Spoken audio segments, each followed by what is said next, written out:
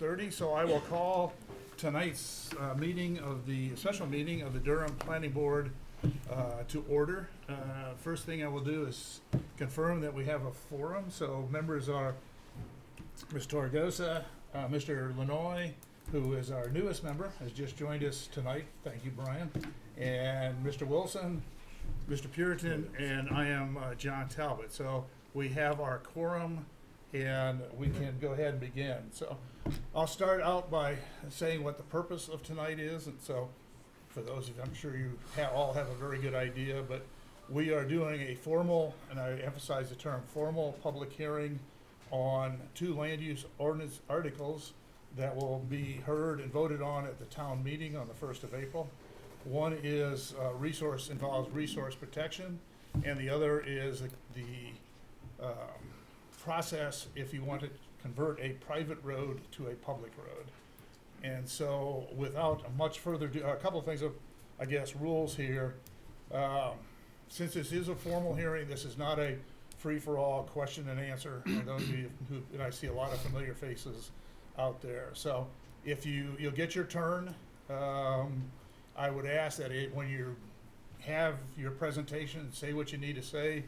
Please don't spend a lot of time repeating what others have said, if you would. And then if you have questions, please address them to me, and I will then determine who is the most appropriate person to answer that. So this is not intended to get into a conversation with one of the planning board members or Mr. Thabarge, who's our town planner, but we do want to try and get as much information out to you and allow you to express your thoughts and opinions and ask any questions. And then finally, unlike some of our other meetings, the two articles, land use articles, have been submitted are in the town report and have been submitted for approval or not at the town meeting. So there will be no changes coming out of this meeting. So they are set as they are, and no changes will come until the town meeting on the 1st of April. So with that, I will give a quick discussion while I'm already talking. One of the two articles is on conversion of private roads to town roads, and relatively simple, at least in the process. The approval of converting a town road to a public road must be approved at the town meeting. So it's not the town staff, it's not the selectmen, it has to go to the town meeting for approval. So that is one of the articles that we will get a chance to vote on then. The second one is resource protection. And I know we've got a couple of folks here from the Conservation Commission who took the lead on this for us. If you'd like to come up and just give a brief discussion of resource protection. And I've having seen many faces before, I think you all know that this is not the first time that we've been talking about this. So if you would, and not necessarily come up to the mic, but if you would speak loudly and clearly so we can pick it up on the TV or video or whatever that thing is over there, please state your name and your address. I'm Mike Friendly. I live at Runaround Pond Road, 155, and I'm a member of the Conservation Commission. In 2018, the town passed a comprehensive plan which recommended that there were 6 criteria that would put properties into resource protection. Those criteria, probably as most of you know, were a 100-year floodplain, a shoreland zoning buffer of 250 feet, which applies to the Androscoggin River and Runaround Pond, a buffer of 100 feet on streams, which has been the case, which has been present in Durham for 20 plus years.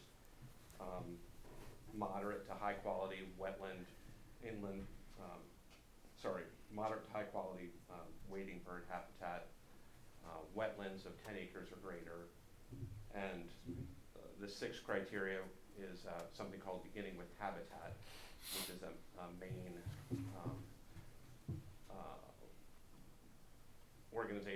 state organization that identifies high value property based on criteria that we elected to pick a point system of 6 or higher as a threshold of putting that into resource protection. And these things were all approved in 2018. So this is an attempt to put those into effect. We've had several meetings about this, most recently December, but there have been others. And this process has been ongoing for a couple of years now. Okay. I will, Mr. Thavards, did you want to, and Mr. Thavards is the town planner. Did you want to add anything to that? Mr. Chairman, I would just go beyond, Mike did go over the criteria, which are up on the screen, the 6 criteria, which he already addressed, so I'll skip that and just go to the map changes that implement those. So this map, which is in the handout, identifies the gray is the existing resource protection, and the green areas on this first map are the ones that would be added based on the 6 criteria.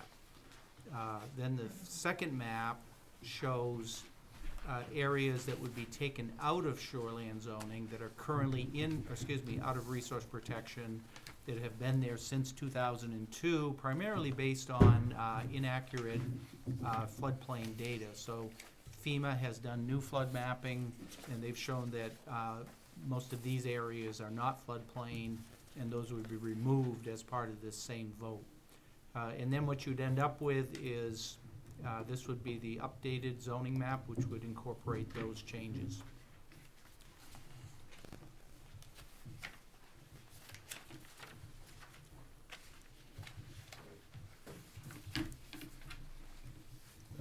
That's it. And I would like to say, if you have not had the opportunity, Mr. Thavards worked hard with a lot of people out there. If you have not had the opportunity to talk to him about how does that impact my property, so that you know is going into the town meeting on the 1st, the impact on your property. So he is available, just sign in at the back and tell him that you'd like to sit down and have him give you some information on your particular property. So with that, I will at this point turn it over to the audience. I'd ask that you keep to the point on your comments, and if you need time to think about them, we'll let someone else come up and get the process started. So anyone who'd like to get started, don't be shy. I just wanna know how it's gonna affect, like, I've been farming on my land for 20 years. I didn't know 2 years ago that this is, I got no notice until this latest one. So you're gonna tell me after 20 years I can't farm around that beaver bog until back to my house? Okay, is that the question? I'm just gonna ask, are we picking that up, Devin? Okay, good. Want to make sure we're picking everybody up. So, Mr. Thavards, would you? Could we get people to identify themselves and thank their you. addresses? Yes. Forrest Rollins, 223 Snow Road. Thank you. So I understand the question is, would you be allowed to do farming in the resource protection? That is one of the permitted uses in resource protection, farming and forestry. And working my wood lots is okay? Yep. Mhm. I'm also, I need to know if I'm 250 feet restriction or 100 feet, because, if I wanna build a garage, which is my plan, am I gonna be restricted from doing that type of construction? It's a 100-foot buffer from streams. It's a 250-foot buffer from the Androscoggin River and Monroe Pond. And a bog, a beaver bog? Just in the areas that are mapped as wetlands of 10 acres or greater, it's just in the wetland itself that is restricted, which is also subject to federal and state permitting requirements. Is that where this chunk is up here? This is his property. Actually, no, that's the Anyone else? buffer around the high-value water habitat. Please don't be shy. waterfowl habitat. Because that's where he's. Mm-hmm.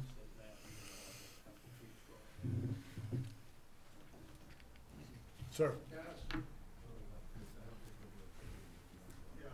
Yeah, if you don't mind coming up a little bit, sir, so that mic, you don't have to come all the way to the mic, but you're welcome to sit in one of the front rows. Alton Dennis at Alton Powell Road. And my question is, are there tax ramifications or, to this, to your property being labeled a resource area? area a advantage or disadvantage or on your taxes, you know, real estate property taxes? I got you. Yeah. Mr. Tabars? Yeah, I'll, Get obviously, I'm not the town assessor, and I have no credentials as far as assessing these, but my understanding after 40 years in this field is that basically your property value is primarily based on any residence or other structures that you have on your property, and then an area of the minimum lot size around that house is a significant, if not the majority portion of your property value. And then the undeveloped land adds to that, but it's not taxed at the same level. And so if this land is put into resource protection, which wasn't, you can talk to the assessor and she can tell you what, if any, the benefit or increase would be. So if land is removed from resource protection, theoretically, that would increase the value to some level. And if land is put into resource protection, it would decrease the value. Yeah, 'cause they have me marked down for like 30 acres off my property. That should make a difference.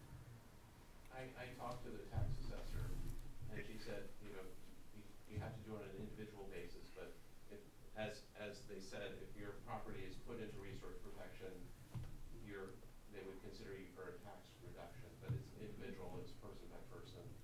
Right. She can't give any sort of across-the-board promise. Okay. Any other questions? Ms. Roy? I have a question about, I'm noticing two different color reds, resource protection, shoreland zoning, and then limited residential shoreland zone.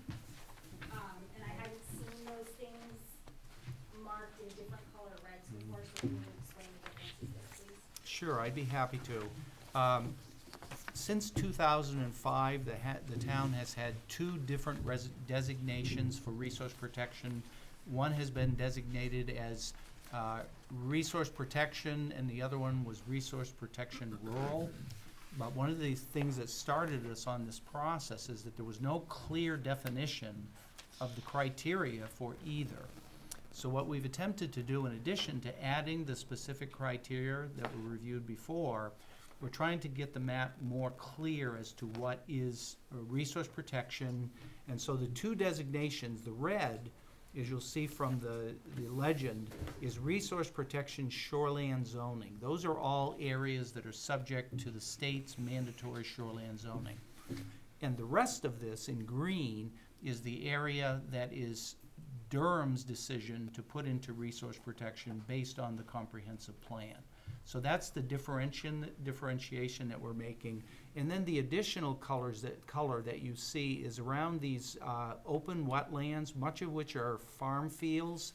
When this was put in as requirement by the state back in 2019, rather than putting that into resource protection, the town decided to put that into limited residential around those farm fields. So limited residential allows residential development, but it has certain requirements for buffering around the wetland and those sorts of standards that apply there that would not apply to other properties. So that's the reason for the differentiation in the colors. Okay, so just to follow up, when I'm looking at the wetlands, the 10-acre wetlands, and some of that is dark red, and then some of that is the lighter red? No, actually, and if you look up at the screen, you see the little cursor hand here? Okay, so this red around Runaround Pond is all resource protection shoreland zoning. The river is the same, and these streams, which are this is Newell Brook, this portion of Dyer Brook, the west branch of Chandler, which goes down to Royal River, and part of Runaround Pond. These are all stream segments that meet state requirements for shoreland zoning. The rest of the streams, and not all streams are protected by this, were designated by Durham's comprehensive plan to have similar protection. And the town decided to put this this resource protection, which is green. So the only other color up here, and it may look different, is this kind of orange around these farm fields, which is the limited residential. So There's limited residential, there's resource protection, shoreland zoning, and then there's the green resource protection, which follows the criteria of the ordinance. Georgia, it looks like, for example, around this body of water, it looks like that chunk Yes, is and bright the reason you can see there is a little bit of red right here, and there's actually a little bit of red over on this end, and up on this wetland, you see some red here.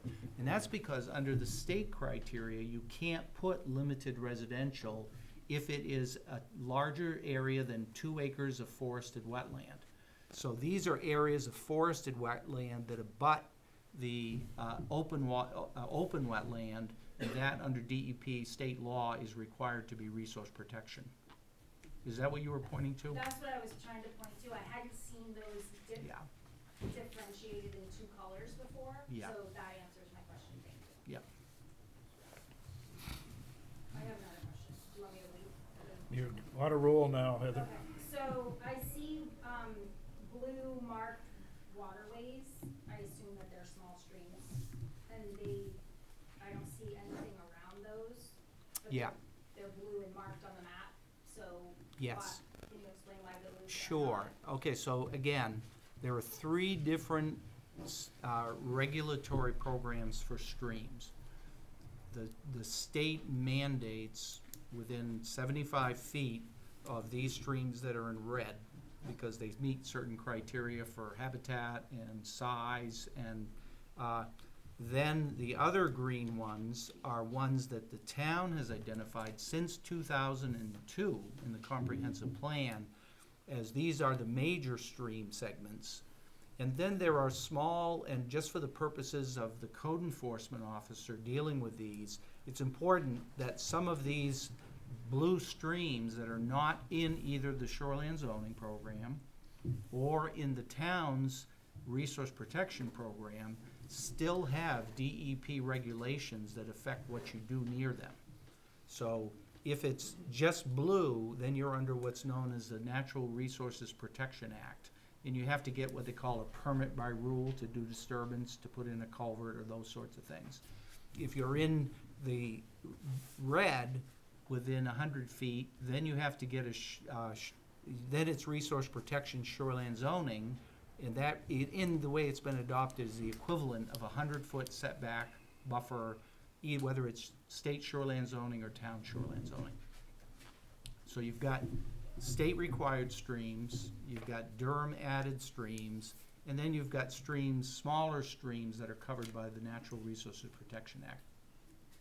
Okay, thank you. Does the map that we're looking at here match the map that was part of the 2018 comp plan? Or have there been, is that the same? You know how when you look at the comp plan and it has Yep. all the layers in one map? Yes. Is this map the same? Okay, so just to explain that, so back in 2018, the town downloaded data from the state, beginning with Habitat Program. The Greater Portland Council of Governments gave us geographic information system layers that we could put onto this map. And so we prepared this map. So this map looks similar to the one that's in the comprehensive plan, but it doesn't look exactly because it's been reformatted to be a zoning map as opposed to the planning map that's in the comprehensive plan. But it's based on it and it's consistent with it. Is, if I may follow up on her follow-up, is it fair to say, though, that there are some areas on this map that should never, for a variety of reasons, been considered resource protection? No, it's all based on the criteria of the comprehensive plan. Let me rephrase it. On 2018, there were parcels that showed up as resource protection. Correct, on the comp plan. Yes, the current zoning map The was current was zoning, in the okay. comprehensive Yeah. plan. But there are, some of those lands did not meet any of the criteria and were for inaccuracies or whatever reason. Those that still don't meet any of the criteria that we're talking about here have been taken off this map. Correct. So if this map is approved, those parcels, 300 some, that should not have resource protection because they don't have any of the criteria here, will not have, that resource protection will go away. I may not be doing a great job of I saying that. understand what you're saying, and I understand why that would look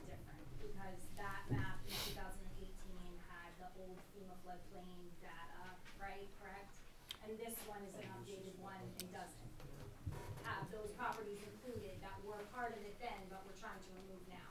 Well, if we go back to the prior maps, okay, so this gray one was the comprehensive plan of 2002. And so what we've tried to do, and the committees have struggled with this, how many maps do we show, and what colors do we use, and how do you communicate it? We've tried to keep it clear so people can understand what the impacts are. So differences in terms of formatting and presentation have been incorporated. They won't look exactly like the one in the comprehensive plan, because there's a process that you go through to implement it. Ms. Torregosa. Can you just, this is the first time I remember seeing the zoning map. Excuse me, can you introduce yourself? I'm sorry, I'm Ann Torregrossa. I am an alternate planning board chair, or member, not chair anymore. We can talk after the meeting. No, thank you. No more. I did my time. This is the first time I remember seeing the zoning map. I've seen this plenty of times. Are there any changes to this other than the RP that's reflected in these two?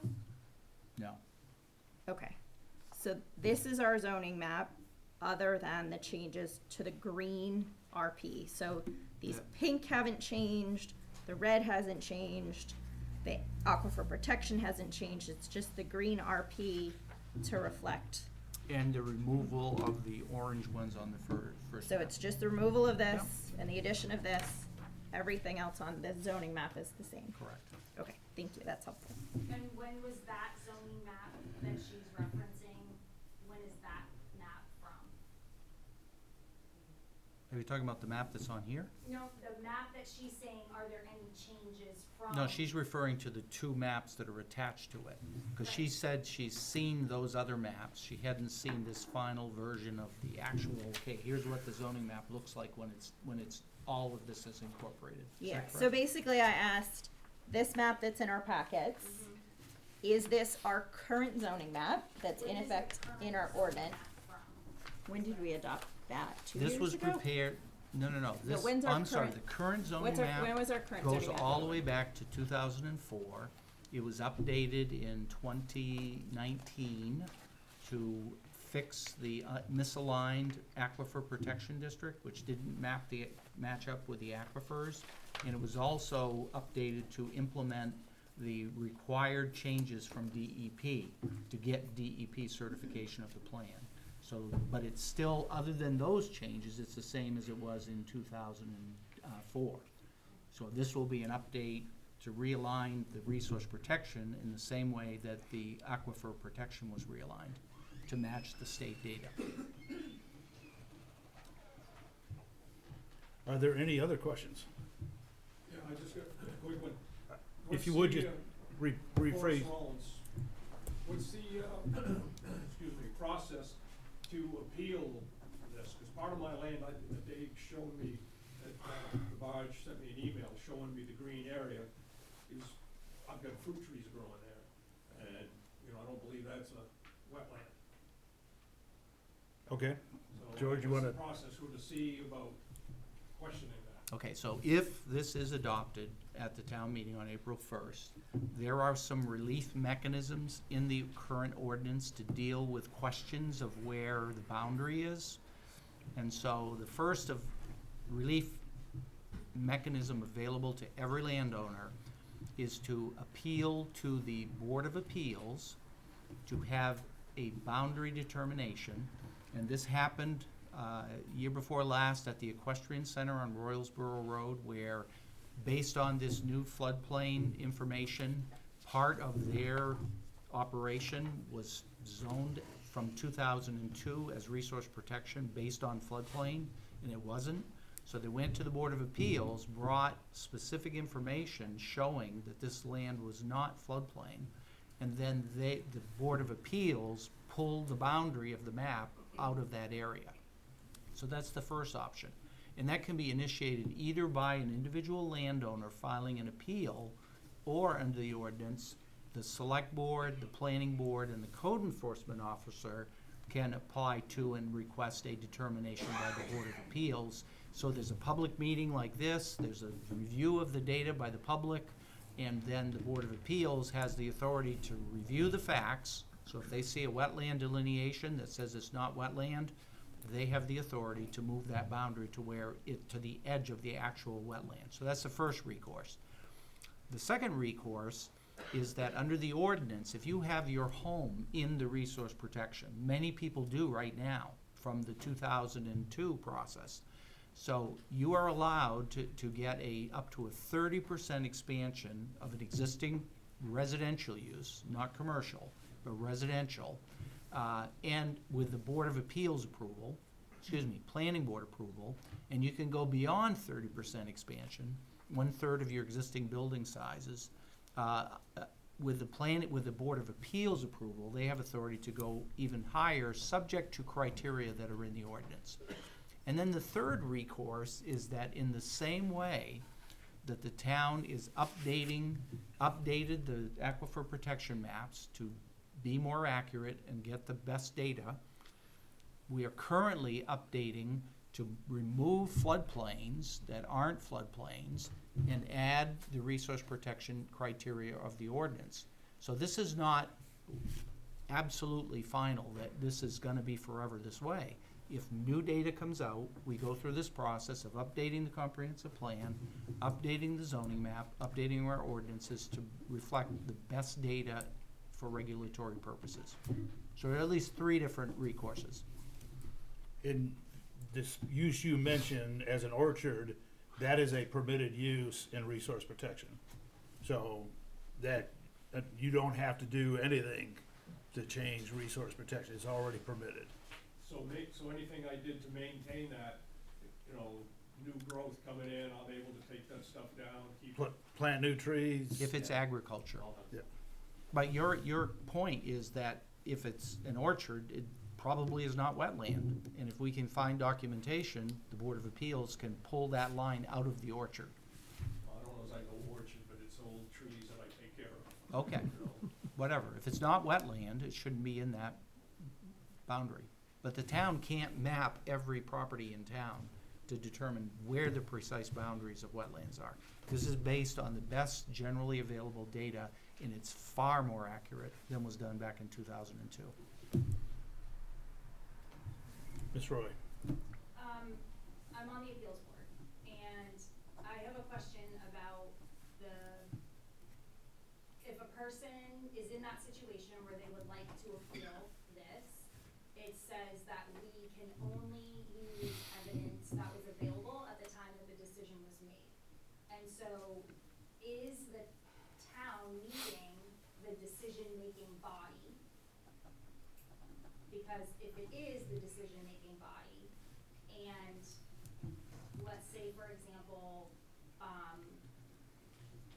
a landowner can show that this map does not accurately reflect their property, but the town meeting wouldn't have that information available to them, do you see what I'm saying? Without standing up and making that argument in that situation, because we can only use the evidence that was presented at the decision-making time. That's not the case in this type of appeal. In Okay. other types of appeals where the code officer issued a building permit and the neighbor says they violated the ordinance when they did it, so they appealed to the Board of Appeals, that type of appeal of an administrative decision, that is limited to the facts that are available in the record.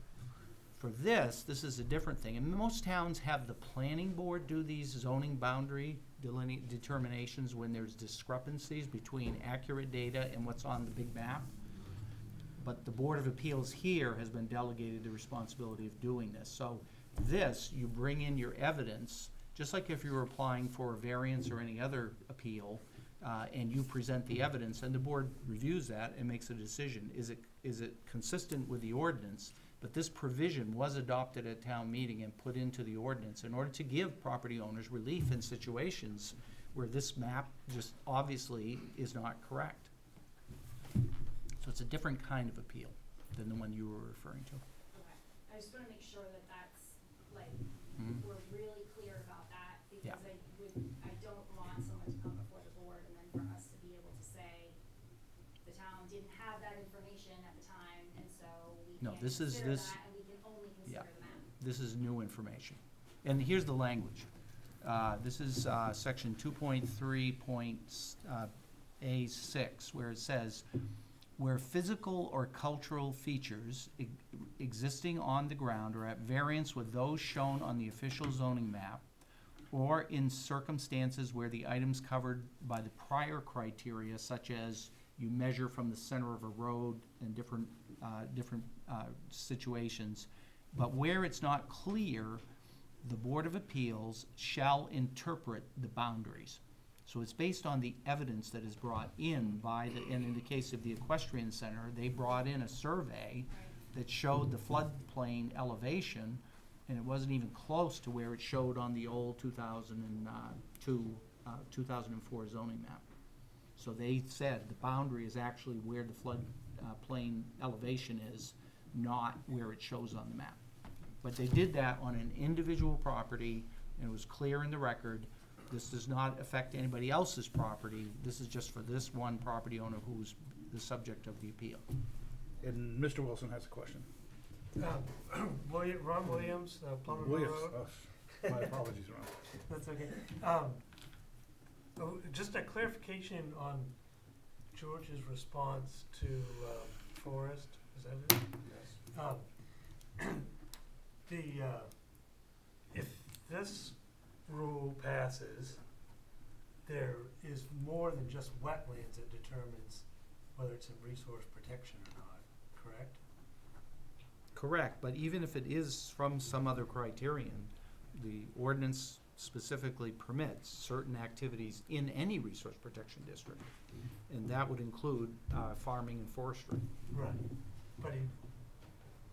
but if he wanted to dispute the resource protection boundary, just whether it's in wetlands or not would not be Right, but there are other criteria, like, and one that's come up with certain, because I've been doing a lot of individual landowner research to show them, here's what it is.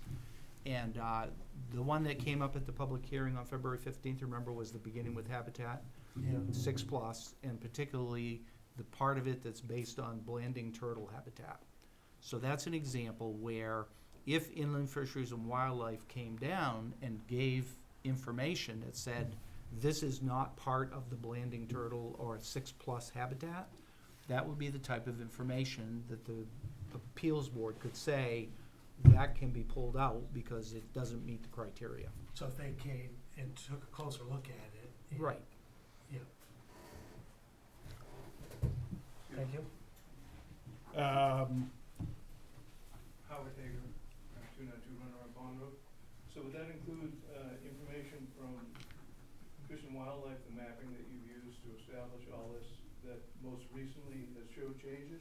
Like, for instance, on my property, I was not in a buffer of any kind, and all the mapping that was offered, and I just showed maps that I think you've seen by now. Right.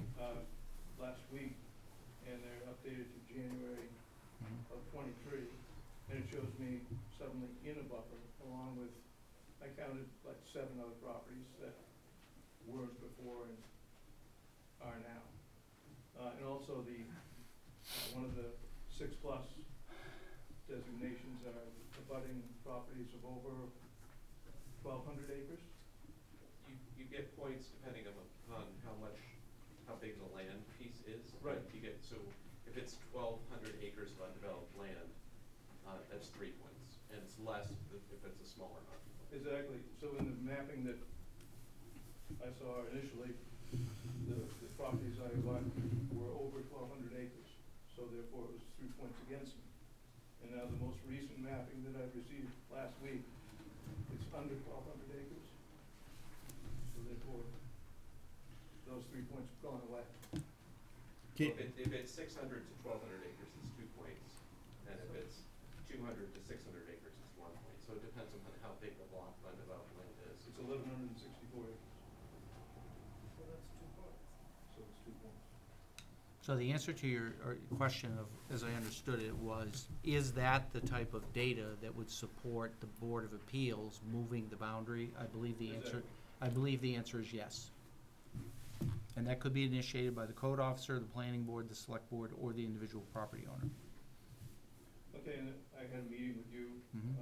and in which you said I might have to go before all three of those boards, and there would be cost incurred.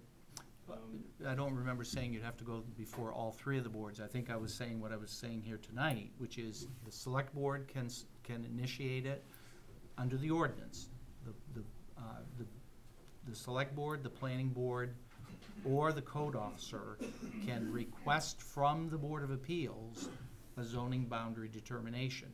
And the individual landowner in a different section can appeal it directly themselves. That's what I tried to explain. Okay, So you wouldn't have to go to all three to get it. It would just be the Board of Appeals is the only group that has authority to change the boundary. If I could make a statement, I hear what you're saying, it is a process, there is cost associated with that if you do it. I would suggest that the staff we had, code enforcement is in the back, George is available, that if you have concerns about your property, or you think it should not be there, the place I would start was with one of those town staff folks. well, I've And already done that, and it's been made very clear that, there's nothing really to talk about until after the vote. Well, And I kind of wonder, after the vote, if it's done, it's the law, and it's gonna be more difficult to change than it was to establish it in the first place. I hear, as I started the meeting, at this point, we're not able to make we being the planning board are not able to make that change. I understand, I'm not. And it would have to be documented too. There's a general map that's been provided, updated, it was put on the website this week, I guess. The January 2023 updated maps that you're referring to. But it's one thing to see them at this scale and to see them down at your property scale. So there'd have to be a process even to look at that, to revise the map. Well, I ordered the full-size paper maps, and it's pretty clear. What I would suggest, go ahead, Ron. I was just gonna say that, why you can't do anything yet is because, this is up for vote at this town meeting. So if it doesn't pass, then you got nothing to do. If it does, then these are the avenues that you can take. Right, and you speak about, on a slightly different subject, tax relief in some way if you go through that process. What about the fact that you're devaluating someone's property, by doing this? I live in a very small house, been there for almost 40 years this summer, and it's, I think the town considered it substandard housing at one point in our career. It was, first home. And my intent always was to enlarge it and make it more livable. It's almost imperative at this point. And you offering 30%, that's 172 square feet. Doesn't hardly make it worth it. So that sort of thing devalues my property, because if I sold my property the way it is, my house is basically worthless. The business I built, the building I work in every day is the only value I have, and I'm not sure, and it's not really truly clear to me how that carries on if I was to sell the property. So my property is being devalued if this were to pass. And I appreciate that, I don't mean to devalue what you're saying there at all, but I think that discussion, that argument is at this point best made on the floor of the town meeting. But I would That's where the decision to institute this plan or to not, pass, fail, that's where that decision will be made.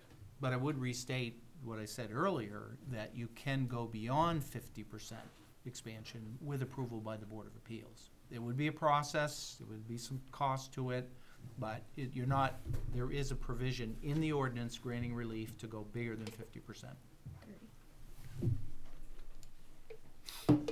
Ma'am. Paula Erdman Purdy, Hollowell Road. If this map doesn't get approved, then what will be the zoning map? Is it? It'll be the gray that we looked at earlier. It'll stay this. the first map in the packet. The resource protection part. And Mr. Nadeau. Yeah, Kevin Neto, Quaker Meeting House Road. Without taking a position for or against, the ordinance itself, but one of the things that is helpful for an ordinance like this is that it puts the actual criteria, that is measurable and observable on the ground into the ordinance, as opposed to what the ordinance currently says, that resources protection is defined as it is shown on the map, and the map being the current one that's in the town office. And so that, then there's in many cases, no supporting criteria that defines what that is and why that property is there or not there. And so what this does is that it puts everything in language in the ordinance that can be followed, measured, observed, challenged more easily by someone, and ultimately makes the process work better for everybody, regardless of how you feel about one specific criteria or another. It's a really good point, Kevin, thank you. Are there any other questions or comments? Ms. Roy? So the thing that I read, and I don't see it now, yes I do, it says, depictions are based on the best readily available mapping inventories. And I understand that this process started prior to now, and we have to move forward and work through these things. I did hear you say tonight, George, that there is a map available from 2023. And so I'm wondering if there was an update done that was posted, when this map, or when these maps that we're working from, or when that data was created. This map was created based on the 2018 data of the comprehensive plan, which is all that the town has adopted. Okay, and so is that, I just don't know this, so I'm just wondering for myself, is it typical that they update the maps every 5 years? When I say they, like you said, that the Inland Fisheries and Wildlife, I believe you said they posted a 2023 map in January. Is that what, did I hear that correctly? Yes. Okay, Mhm. and so do they do it every 5 years? Is that something they do annually? They do it periodically based on their workload. We had an update in 2017 and 2018. And we used the 2018 most recent data for the update of the comprehensive plan. Since then, this is the first change since 2018. So it has been about 5 years. And there's multiple, if I may, there's multiple agencies involved. The Corps of Engineer and FEMA do the floodplain, and that is really based upon, we think there's been enough change on the Androscoggin River, we've taken out dams, whatever we've done, we think the floodplain has changed. Wetlands, they're updated, now we can fly over them, we get much better information. But I don't think there's any every 5 years or 10 years, but it's, I think, incumbent upon the town to track that data. And as George said, if there's major changes, the town's back before the town saying we need to make these changes, or we follow this, say this is Talbot's opinion, this is a limited change, and we should go to the the Board of Appeals to make those limited changes.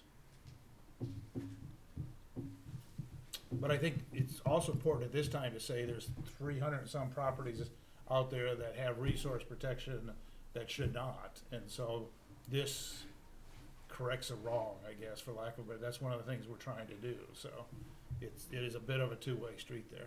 Sir, Yeah, Alvin Dennison. if you wouldn't mind just speaking up a little bit, sir, so we can pick you up on the, Alvin Dennison, Auburn Power Road. I just want to know if you know what the floodplain elevation is? Okay, I'll try to explain that simply. Certain water, Is there a number or? well, certain water bodies like the Androscoggin River, Yeah. they measure based on the water characteristics and the terrain and everything, and past floods. So they have measurements. It's like a lot of you probably seen flood gauges in Lewiston and down here. How high did that go? So they do these studies to establish where the floodplain, the 100-year level of a flood, as it's called, how high it comes and how far it spreads out from the river. Some of the streams, like Dyer Brook and Newell Brook, they have had what they call the same type of analysis. Usually it's because there are road crossings that they want to know how much damming occurs when they put in a road culvert. But some of the major streams, they have specific flood elevations that have been done by Army Corps engineers. Other streams are just designated as, based on the topography, this is floodplain, but we don't give a specific elevation of where that starts and ends. But it can be determined by engineers and surveyors. Mm-hmm. Any other questions? Ma'am? Michelle Cleveland, Snow Road. I don't have a number. Go with what? Yeah. So what about if there's a private way that runs right through, a protected area? What is that looking like? Well, if it's existing, it's grandfathered. Okay. If it's proposed to be built, you'd have to get permits from the planning board to go through the resource protection, which you can do with approval by the planning board. And I qualify that because we have a project before us now.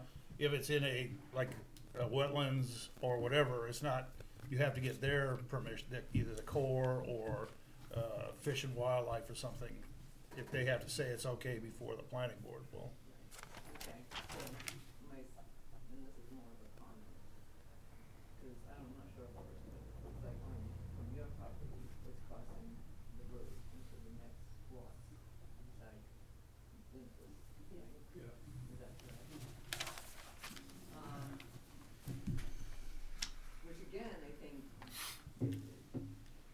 so I guess, I know putting in a road and the expense of that.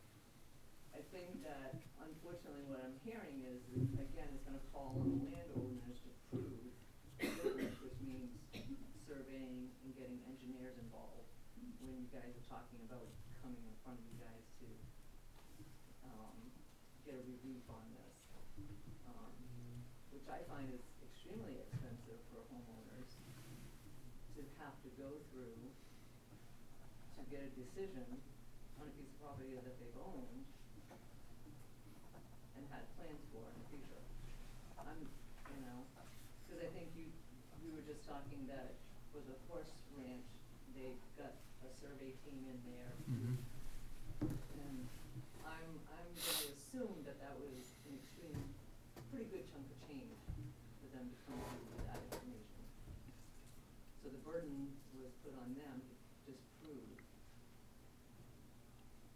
That is correct.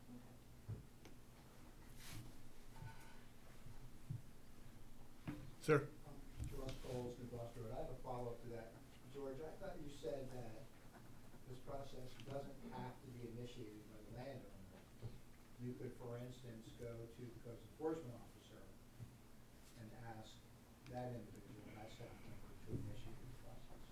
Let me take that one on. I think if I were in your case, ma'am, or someone else's case, and I wanted to do something in that area, the first place I would start was either with the code enforcement or the planner and say, this is what I want to do. And you probably ought to do that anyway, because there may be things outside resource protection. But I would start with them and say, if it's in a federal wetlands or a federal floodway, you're gonna have to prove that it is not. If it's a simple, nothing simple.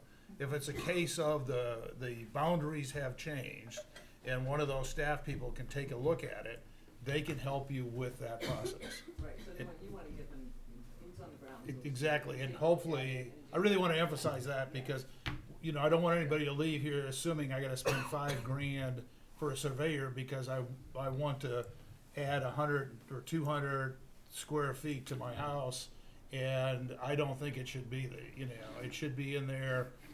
What never was before is the top of the hill, so how could it possibly be a floodway? So I would start with that as your first thing, and then figure out what else you need to do. Right, oh, absolutely.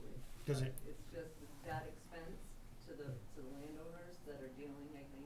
I'm not saying that's even me, that's gonna be, I'm just saying that I can see that is kind of an unfair burden on some people. Let me clarify in response to Mr. Cole's follow-up on that. And that is that the town is not gonna pay for that type of detailed engineering. But in the case of the beginning with Habitat 6+, the state would probably be willing to look at that. And if they provide a letter, which they do for developers all the time, stating this either is or isn't, that's evidence that you could present to the Board of Appeals, and that may be sufficient for them to make a determination. In the case of the Equestrian Center, I prepared these types of maps that I'm showing you with GIS, showing the new mapping of the floodplain, but they were not convinced where that line actually was in terms of the flood elevation. So that's why the Board of Appeals, in order to approve it, said they put on a condition that the applicant had to get the survey done. So it's gonna be a case-by-case situation of what are we looking at, what type of data is it, and how accurate is the readily available data. So it's gonna vary, but the code officer, if you provided information to them, could go to the Board of Appeals and request a determination. Can I add one thing to that? The other thing I want to make clear is, even say this didn't pass, but you have wetland on your property, you're still going to have to jump through some hoops, either because of the state rules or the federal rules, to, for example, put a road through a wetland, regardless of what happens here. So that this isn't changing that piece. You know, you talked about a permit to go through wetlands, and that exists today even without this changed map. Yeah, So that has, and don't just, I'm sorry, that wasn't, you know, the fact is that what I'm seeing on the map is where my concern on the road isn't even really my concern, it's more on Forrest's concern. Shared concern, is that all of a sudden now that's in wetland. And literally the elevation on that road is so far off from the wetlands. But those concerns are valid concerns on that. Yeah, if I was going through the beaver bog, yeah, I understand, or if I'm going over a brook, I have a clear understanding that those are under different regulations, and a lot of times Durham doesn't even have control over that. That's a state regulated process. And George, you mentioned that spot. They're talking about this one up at the top of Snow Road. Hi neighbors, by the way. You said that's Yeah, this area, waterfowl? this area up here is one of the 5 wetlands that has been designated by Inland Fisheries and Wildlife as being moderate to high value waterfowl and wading bird habitat. And the comprehensive plan and beginning with habitat program recommend a 250-foot buffer around that wetland system. And when the Bowie Hill subdivision came in, which is where my hand is here, they had to put that buffer on their subdivision plan as a required buffer. So they had to go to DEP approval. So as Ann was saying, this is not just a Durham regulation, it's a DEP regulation. Yeah. I'm gonna give somebody else a chance. Is there anybody else other than Miss Roy? We'll go to the back row, and Heather, I will get back to you. Russ Coles again. So,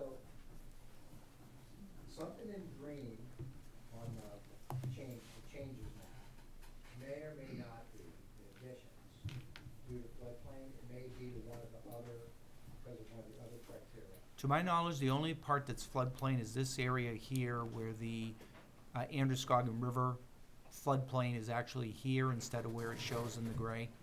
So, none of the streams I don't think so. added floodplain. No, if you do a detailed look, you'll see most of the streams, So the other it areas shrinks. that are additions to resource protection are not because of floodplain. Yes. Because of one of the Other than this one spot. could be wetlands. But I would caution that because the town's gonna spend $250,000 to put in a culvert that the Corps of Engineers has said is a salmon crossing. And, you know, I guess they walk, but there are areas that are controlled that may or may not. There are other reasons why the feds or the state may be interested in that particular street. This area right here, where the hand is, Done yet with my question. yeah, I'm just gonna answer your question. This area right here, Can you zoom that? yeah.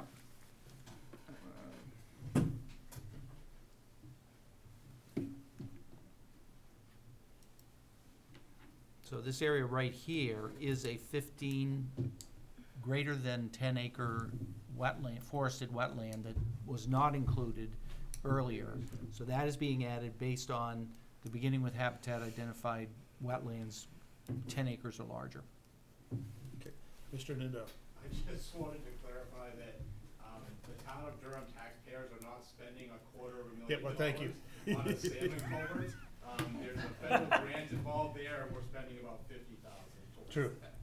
There is between the town of Durham and the state of Maine, they're spending a very big boatload of money. Thank you for, I should have remembered that being on the budget The committee. rest of my question is, how does a landowner find out what criteria put their land, added their land to resource protection? So for approximately 30 to 40 people in this process so far, I have used the GIS system to zoom in, and with that program, I can turn layers on and off and explain to any individual property owner, here's the basis on which that's being taken out, or the basis on which it's being added.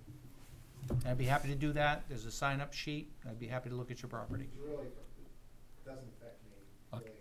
really. Okay. Process works. Ms. Roy? I just wanted to follow up regarding the equestrian center and the survey that they had to have done. So when they came before the appeals board, we had not voted on any of this yet, and the appeals board didn't feel like it was our, authority to circumvent the town's, deciding vote at town meeting. We had not gone to town meeting last year, and so that was part of what we based our decision on. We wanted to see what the town decided before we implemented a decision that would carry precedent. Another thing was that they were trying to develop that property to be able to have, children there. And so we weren't comfortable determining from a map where there could potentially be, there was a road that crossed through, that kids would be traveling on. We weren't comfortable determining where that boundary was without more accurate information. And so what they did was they had the surveyor determine where that line was, that we put the condition on it that we would approve it if that wasn't the situation. That information had to go to George, right, for him to review. If he saw that what the map said was in fact what they found, then the appeals board would grant the variance. And that was in fact the case. We just didn't want to do a blanket approval before the town had the opportunity to speak up the issue. So that was a little bit of a different situation. Now we have the ability with town staff to get a more detailed look at properties, and we know based on, well, we will know based on this vote, hopefully, where the town stands. And there is town staff that can do more work than what we had available to us at that time. Thank you. Are there any other questions, comments on resource protection? If not, we will transition to roads and private roads versus public I'm sorry, did anybody in the planning board have anything else to say? I'm not looking at you. All right, private roads converting to public roads. So we'll give everybody a chance to leave quietly.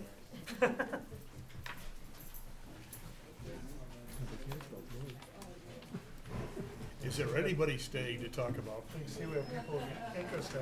I know the whole process.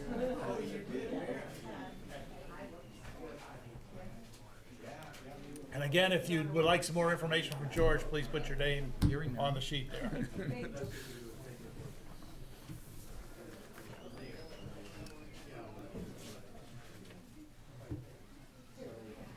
Folks, if you take the conversations outside, we will be able to continue on. Please. Okay, one of the articles that will be before the town on the 1st of April is, how do we approve a road becoming, transferring from private to, public, town-owned road? And we were asked to, Probably should get the conversations squashed. pardon me? It's kinda hard. Hey, folks, please take it outside, so that otherwise we will, it'll get ridden over.